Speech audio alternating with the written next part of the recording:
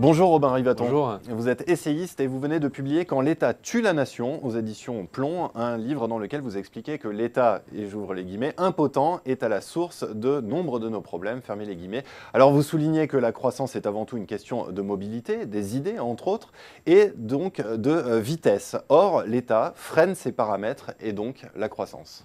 Oui, aujourd'hui, on a un État qui, dans divers secteurs ou divers domaines de l'économie nationale, freine la vitesse d'adaptation.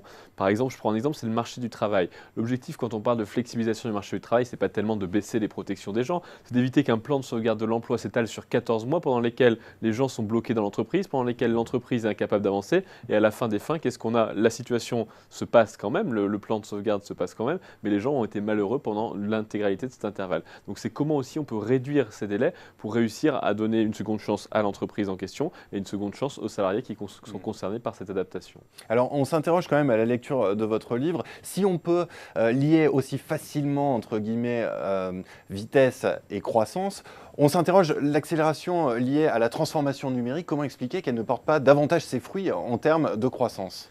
Eh bien, on ne voit pas dans le chiffre global, dans le chiffre macroéconomique de la croissance, effectivement, cette formidable accélération technologique qui existe, hein, qui est là, dont on voit ces innovations, tout simplement parce que les entreprises qui réussissent à saisir ces innovations, ces technologies pour les transformer en produits, en biens et en services, elles connaissent une très forte croissance, mais cette très forte croissance est noyée dans la masse de toutes les entreprises actuelles qui sont protégées par différents types de réglementations, par différents types de régulations qui empêchent les nouveaux entrants de véritablement conquérir les parts de marché auxquelles il devrait avoir droit. Il n'y a personne à la moyenne finalement. Et exactement, c'est une question de moyenne.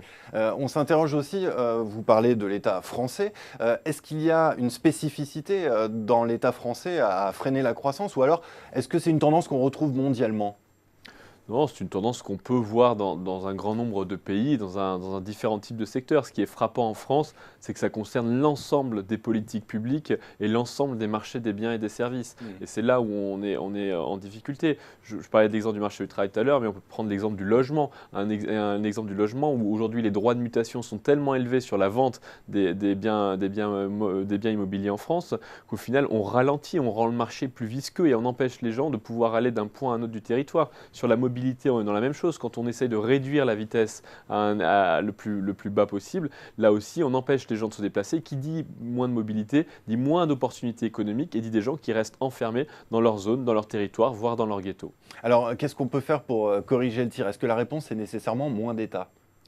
C'est pas forcément moins d'État, c'est que l'État sorte de certains secteurs dans lesquels aujourd'hui on n'attend pas son intervention, de certains qui sachent distinguer l'accessoire et l'essentiel. Aujourd'hui, on a besoin d'un État qui planifie, qui par exemple, je prends un exemple, mais sur la logistique urbaine, soit capable de prendre des axes très très forts pour faire en sorte que demain, du fait de l'augmentation de la livraison des colis à domicile par le développement de ces plateformes dont on parlait à l'instant, ces camions de livraison ne saturent plus les rues et qu'au contraire, ils laissent de l'espace pour les véhicules de transport de personnes. Ben ça, c'est le rôle de l'État, de faire en sorte qu'il y ait une planification intelligente à l'intérieur des villes pour la logistique. À l'inverse, on n'attend pas l'État pour réguler les feux de cheminée dans les foyers français. Il y a tout un ensemble de normes qui n'est pas nécessaire. Donc le rôle de l'État est essentiel et s'il veut s'imposer face à ces multinationales qui rendent des services très concrets aux citoyens, il a besoin lui aussi de montrer que son action est concrète et utile au quotidien et pas seulement punitive. Alors comment est-ce qu'on pourrait basculer dans ce type d'État stratège plus efficace?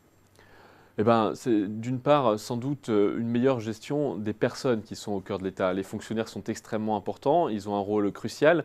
Le problème, c'est que la gestion des ressources humaines, en tant que mobilité des carrières, en tant que capacité à évoluer, capacité à récompenser les gens qui font bien leur travail et à sanctionner ceux qui ne font pas bien leur travail, aujourd'hui, cette gestion des ressources humaines est déjà absente de l'État. Donc l'État ne deviendra stratège que s'il est stratège avec les personnes qui le composent et donc avec les fonctionnaires. Et je pense que c'est un des premiers chantiers qui devrait être ouvert pour un État stratège. Mais écoutez, le message est passé, ça tombe bien, on est en pleine période de propositions. Merci beaucoup Robin Rivaton. Pour ceux qui veulent aller plus loin, Quand l'État tue la nation aux éditions Plomb. Merci. Merci.